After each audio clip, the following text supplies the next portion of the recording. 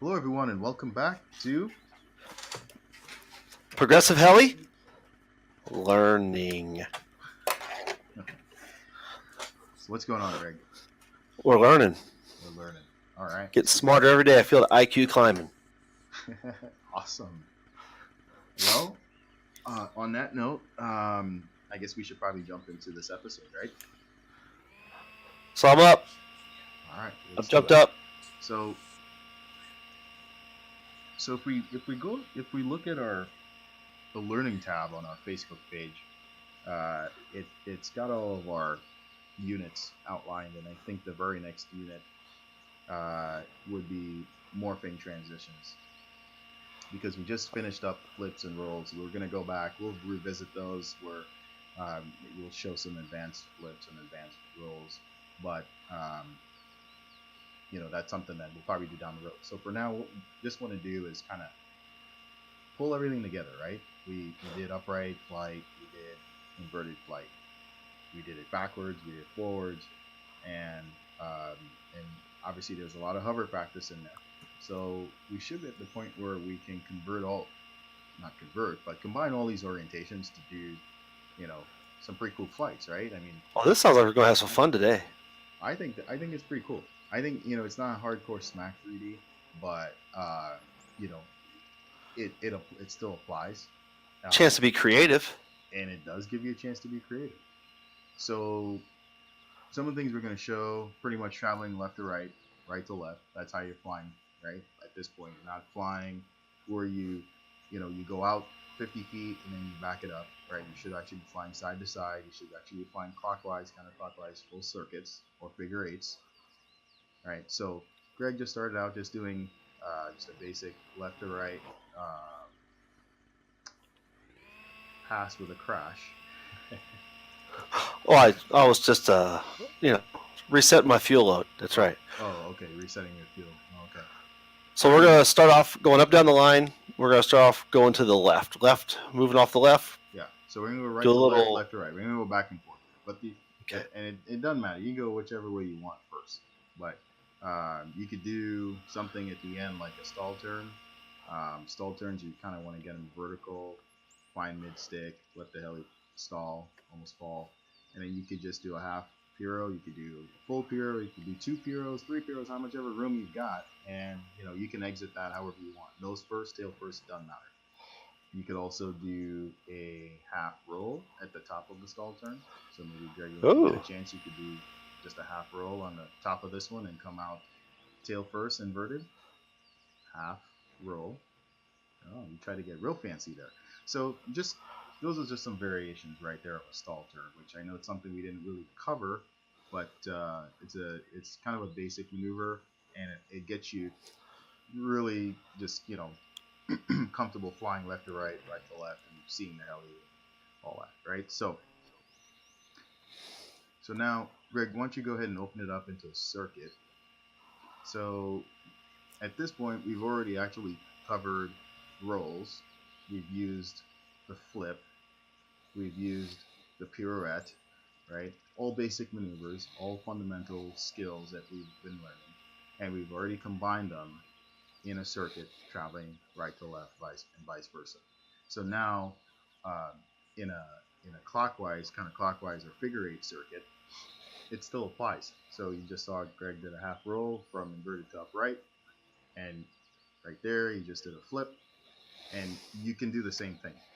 And it really all depends on what looks cool to you, what you're comfortable with, but you can incorporate these basic maneuvers in your flying. So right there you just did a half pyro from tail first to nose first, and then you did a half roll.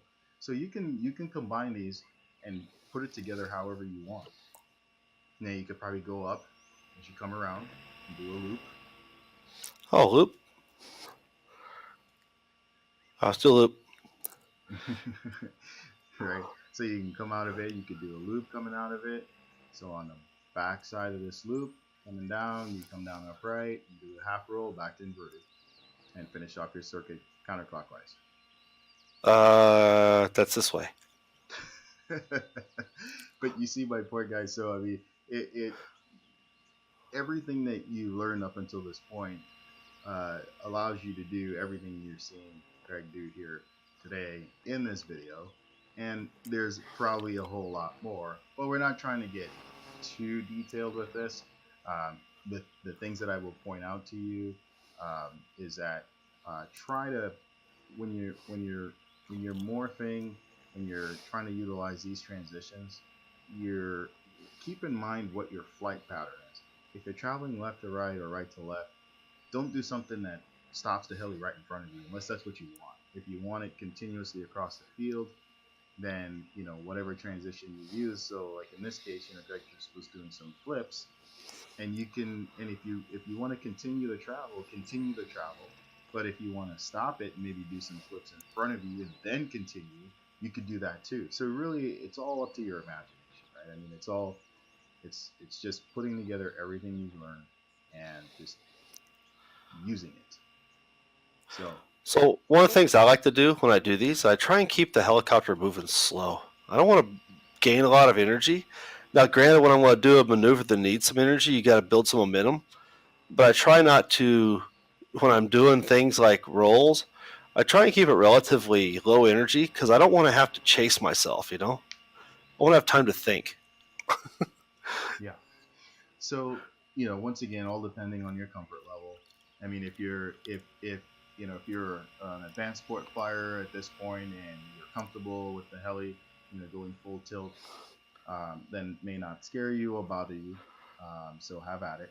But if you're still kind of getting your feet wet with your orientations and you're just not super confident yet that you can do them, then the best way is, as Greg just mentioned, is to just keep your disc relatively flat and try not to build up too much speed with the heli. Just keep it as docile as possible.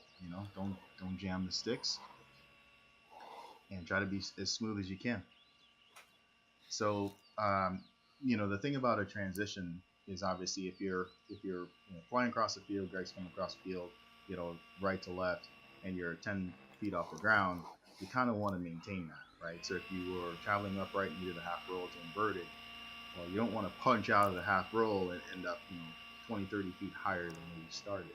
So those are all things that you will want to consider and want to think about, and maybe things you'll need to practice as you try these. Another tip is, once again, it's all based on orientations. We've talked about orientations over and over again. If you're not entirely comfortable in orientation, for instance, rolling towards yourself, so if you're traveling left to right, don't bust the right roll if you're not comfortable rolling into yourself, because it may not turn out so well. Then again, like I said, it really all depends on your comfort level and how your skills are. Just make sure as you're trying to do these transitions, you don't throw yourself into a situation where you could potentially crash. And if you can, or I should say, if you want to try it, just go up a little higher. Fly a little higher than normal. That way you've got a couple of mistakes high to correct. Find the hell and find yourself. So, Greg, anything you want to talk about here?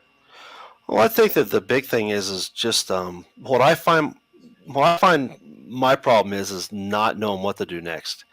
So what I've been doing is I'll take a moment where I have a certain maneuver at one end of the field where I can almost just do without thinking about it. And I let my, one of our friends calls it my lizard brain take care of it. And I think to myself, what am I going to do the other direction? So then I can set myself up for that maneuver. I want to do a flip. Or sorry, I can do some rolls. So I'll do the rolls. And then I go, okay, now I want to do my maneuver down here. I know how to do it. I'm going to think, what am I going to do the other direction? So the other direction, maybe I want to come back and I want to do some flips. So now I come back and I do the flips. I find I need, because I don't really have a routine, I almost want to give myself a second or two to think about what I'm going to do next. Sure. So that I'm not rushing myself. And I think that's the other thing is when you start letting the helicopter get ahead of you too far, that's when you get in trouble, Absolutely. So, Absolutely.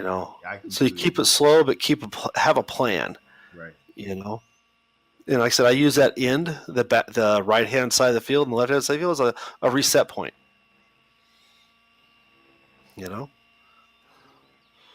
So something else and whatever works for you guys, as far as a place where you can take a mental break and think about what's next.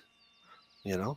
Yeah, and that the ability to kind of to track ahead, that'll come with experience, right? As you get more comfortable, you spend less time paying attention to what the hell he's doing, and your flying is more autonomous at that point. So you can allocate Yeah. more brain function to figuring out what you want to do. And sometimes it really all depends on the attitude of the heli. The heli might be looking at you a certain way, and you go, "Oh, it'd be cool to do this," and then you just do it. So in a lot of instances, I mean, it's all about creativity. But the challenge with the creativity is you may have it, but if you don't have the orientation, experience or the skill built up, it may not be something that you could utilize. You could see the heli and that looking at you thinking, "Oh man, that'd be really cool to do a whatever right here," but I don't like that orientation. You know what I mean? So you might find yourself in those instances. And at that point, you may just want to practice those orientations and get better at it. So as you're flying through your circuits and you're morphing and you're changing your directions and your orientation, you can utilize a lot more of it. Well, did you see that one? Did you see that? Oh, I saw it. You saw that? I want to see that in the field. I want to see it in real life. So flipping sideways. Oh yeah. Flipping sideways. So point is you can be creative. You can establish momentum in a direction and then do different things in that direction. And as simple as just pirouing. Yep. Stopping yourself at the other end. Yep. Yeah. And coming back the other direction and holding your piro. Yep. And then maybe in the middle you find a spot and say, now let's keep pirouing. Yep. But anyway, it's just being creative. Give yourself some room to play and try different things. And so keep the energy low. Give yourself time to think ahead, to plan your next move. And then one of the things we always talk about, Shane, is what's your bailout? Yeah. So if you get into trouble on something, where's my get out of jail free card? Yeah. Absolutely. Absolutely. And by then, guys, this should all be, stuff that you're always thinking about and utilizing, because everything you learn is a building block, right? And it sets up your foundation. So it doesn't really matter what level you're at for flying. You always have a bailout. It may not look like one, but it's a bailout. Always have a plan. Always have a plan. All right. Well, it was awesome showing you guys these transitions and talking through them and giving you some ideas to practice and build on what you've already learned.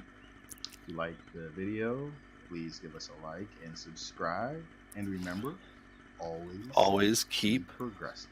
Progressing.